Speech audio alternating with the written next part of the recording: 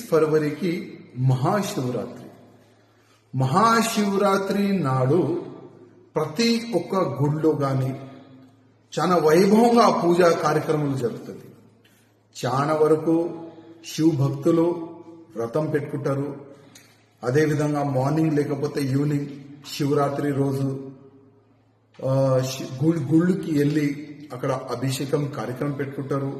చాలా మంచి కార్యక్రమాలు జరుగుతుంది. కానీ నేను ప్రతి ఒక్క హిందూ భక్తులకి ఒక రిక్వెస్ట్ చేయాలనుకుంటున్నాను.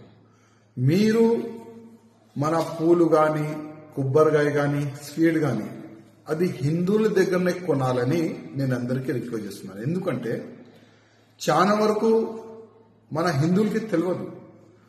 మనం గుడికి వెళ్లే ముందు ఎంత పవిత్రమైన మనం ఉండాలి.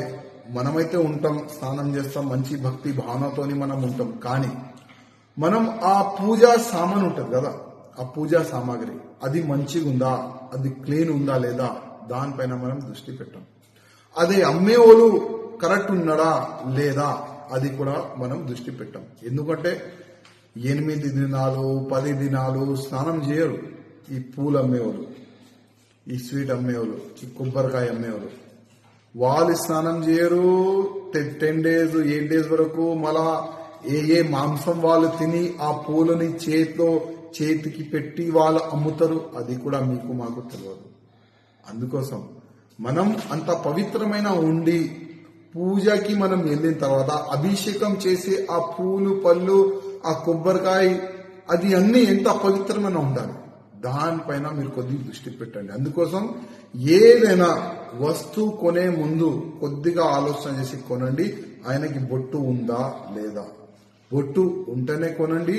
లేకపోతే ఏ వ్యక్తి దగ్గర మీరు కొనాలే అది మీ ఇష్టం. కానీ నా బాధ్యత ప్రతి ఒక్క శివ భక్తులకి ఒక అవేర్నెస్ తీసుకొని రావాలి. వాళ్ళలో మంచి పూజా కార్యక్రమం జరగాలి.